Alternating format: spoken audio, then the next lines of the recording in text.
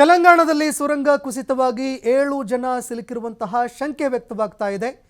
ಶ್ರೀಶೈಲ ಎಡದಂಡೆ ಕಾಲುವೆಯ ಸುರಂಗ ಕುಸಿತವಾಗಿ 7 ಜನರು ಈ ಸುರಂಗದಲ್ಲಿ ಸಿಲುಕಿದ್ದಾರೆ ಎನ್ನುವಂತಹ ಮಾಹಿತಿಗಳು ಲಭ್ಯವಾಗ್ತಾ ಇದೆ.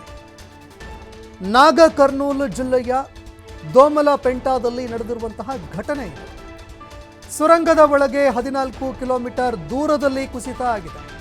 ಅಂದರೆ ಸುರಂಗ ಏನು ಕೊರೆಯಲಾಗಿತ್ತು, 14 ಕಿಲೋಮೀಟರ್ ದೂರದಲ್ಲಿ ಸುರಂಗ ಕುಸಿತ ಆಗಿದೆ. ಈ ನಡುವೆ ಕೆಲಸವನ್ನ ಮಾಡ್ತಾ ಇದ್ದಂತಹ ಒಟ್ಟು 50 ಜನ ಕಾರ್ಮಿಕರ ಪೈಕಿ ಈಗಾಗಲೇ 43 ಕಾರ್ಮಿಕರನ್ನ ರಕ್ಷಣೆ ಮಾಡಲಾಗಿದೆ. ಆದರೆ ಸುರಂಗದಲ್ಲಿ 7 ಜನ ಕಾರ್ಮಿಕರ ರಕ್ಷಣಾ ಕಾರ್ಯಾಚರಣೆ ಇನ್ನೂ ನಡೀತಾ ಇದೆ. ಅಂದರೆ ಸುರಂಗದಲ್ಲಿ ಸಿಲುಕಿರುವಂತಹ 7 ಜನ ಕಾರ್ಮಿಕರನ್ನ ರಕ್ಷಣೆ ಮಾಡೋದಕ್ಕೆ ಅಂತ ಕಾರ್ಯಾಚರಣೆ ನಡೀತಾ ಇದೆ.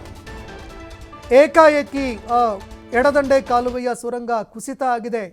ಇದರಿಂದ ಕಾರ್ಮಿಕರು ಒಳಗೆ ಸಿಲುಕಿಕೊಂಡಿದ್ದಾರೆ.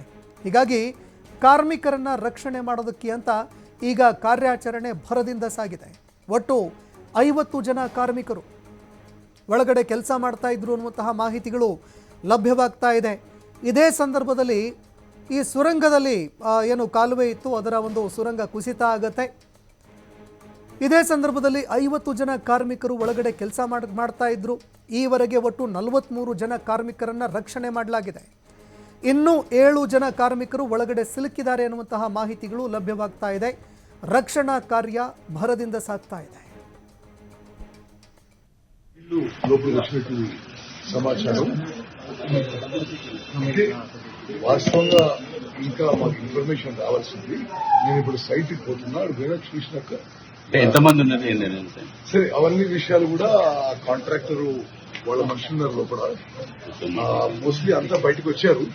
బట్ ఇంకేమన్నా లోపల మిగిలిపోయిన ఏమైనా విషయానికి ఆడికి పోయినాకనే తెలుస్తుంది. నేను రిలీఫ్ ఆపరేషన్ సూపర్వైజర్ అని పోతున్నాను. నీళ్లు లోపలికి వచ్చినట్టు సమాచారం అంటే వాస్తవంగా ఇంకా మాకు ఇన్ఫర్మేషన్ రావాల్సింది. నేను ఇప్పుడు సైట్కి పోతున్నా, పోయినా చూసినాక ఎంతమంది ఉన్నారు సరే అవన్నీ విషయాలు కూడా కాంట్రాక్టర్ వాళ్ళ మనుషులు ఉన్నారు లోపల. మోస్ట్లీ అంతా బయటకు వచ్చారు. బట్ ఇంకేమన్నా లోపల మిగిలిపోయిన ఏమైనా విషయానికి ఆడికి పోయినాకనే తెలుస్తుంది. నేను రిలీఫ్ ఆపరేషన్ సూపర్వైజర్ అని పోతున్నాను. నీళ్లు